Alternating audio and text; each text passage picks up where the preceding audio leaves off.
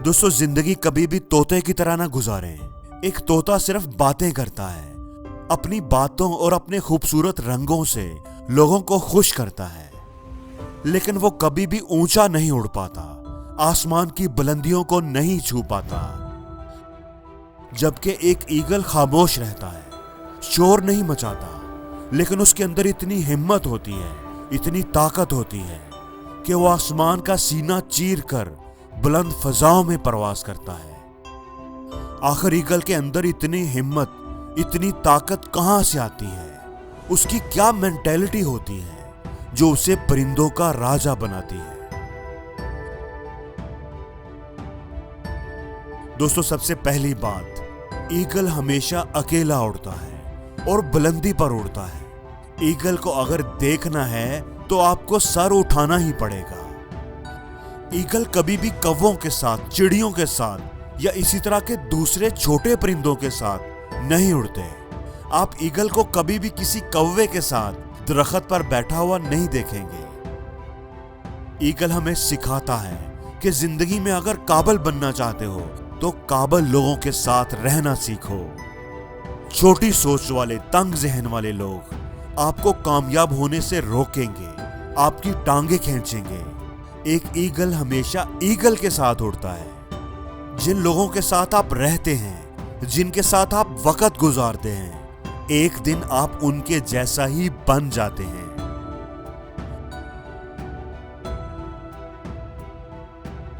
दोस्तों, दूसरी बात ये कि बुलंदी पर उड़ने की वजह से ईगल का एक बहुत ही स्ट्रांग विजन होता है।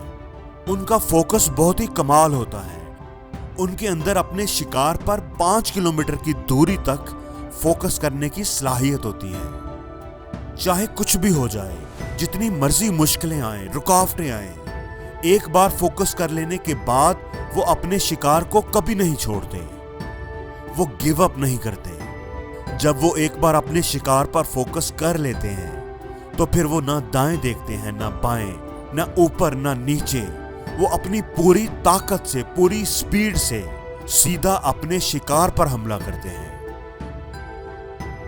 दोस्तों, ईगल हमें सिखाता है कि जिंदगी में हमेशा एक चीज पर फोकस करें, एक चीज पर, एक वक्त में एक काम पर। सब चीजें ही अहम होती हैं, सब चीजें ही अहम लगती हैं, लेकिन आपको प्रायोरिटाइज करना पड़ेगा। पहले क्या, दूसरे नंबर पर क्या, तीसरे नंबर पर क्या, आपको डिसाइड करना पड़ेगा। एक चीज, एक काम पर फोकस कर लेने के बाद अपनी पूरी सलाहियतों, फुल पोटेंशियल के साथ उस पर काम करें। जो भी रुकावट आए, जो भी चैलेंज आए, उसे फेस करें और कभी भी गिव अप ना करें।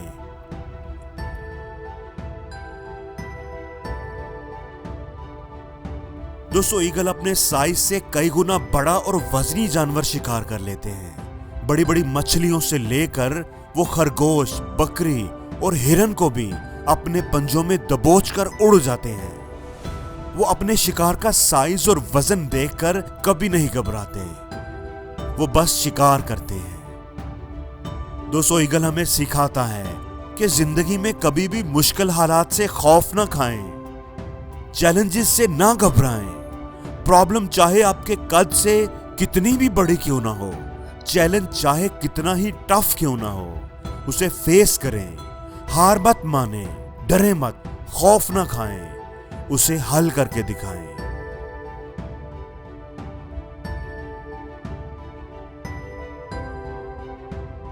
दोस्तों, जब तेज और तूफानी हवाएं चलती हैं तो जहां दूसरे परिंदे छुपने की जगह तलाश करते हैं, वो बारिश और तेज हवाओं का सामना नहीं कर पाते, महफूज जगहों पर छुप जाते हैं। जबकि ईगल हमेशा तेज हवाओं की, तूफान की तलाश में रहता है। जब कभी तेज हवाएं चलना शुरू होती हैं, बादल इकट्ठे होने लगते हैं, तो ये एक्साइटेड हो जाता है।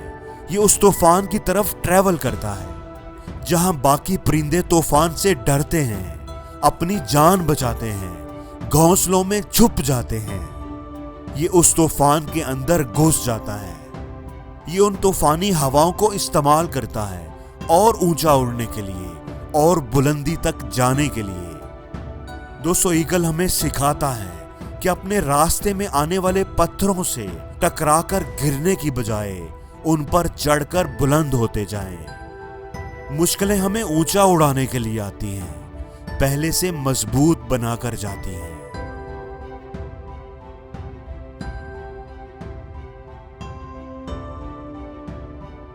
दोस्तों, ईगल जब बूढ़ा हो जाता है तो ज्यादा ऊंचाई पर नहीं उड़ पाता। उसके पर कमजोर और वजनी हो जाते हैं, जो उसका बोझ नहीं उठा पाते। उसकी चोंच टेढ़ी हो जाती है और पंजों के नाखून घिस जाते हैं। शिकार करना उसके लिए मुश्किल हो जाता है। दोस्तों, अब ईगल के सामने दो रास्ते होते हैं। या तो वो भूखा प्यासा मर जाए और या फिर अपने आप को बदलने के लिए एक तकलीफदा मरहला से गुजरे। ईगल दूसरा रास्ता चुनता है। वो एक ऊंची पहाड़ी पर चला जाता है और अपनी चोंच को पत्थरों पर मार मार कर तोड़ देता है और फिर इंतजार करता है नई चोंच के निकलने का। वो भूखा प्यासा रहता है। जब नई चोंच निकलती है तो वो उसके साथ अपने पंजों के घिसे हुए नाखून और अपने पुराने वजनी पर नोचकर उखाड़ देता है।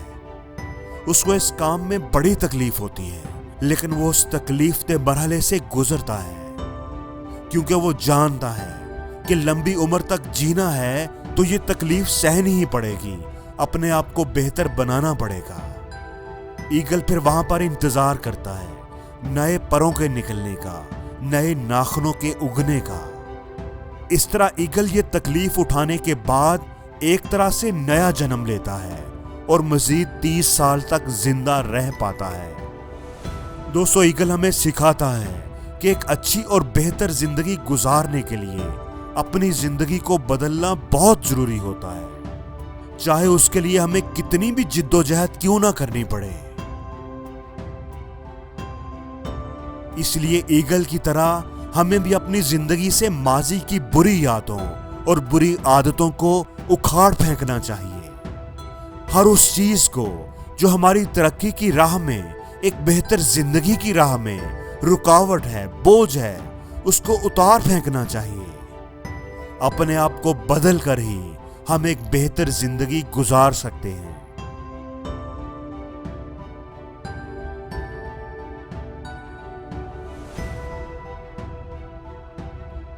और जिंदगी में हर रोज कुछ नया सीखो, नया सोचो, नया करो, लर्न करो।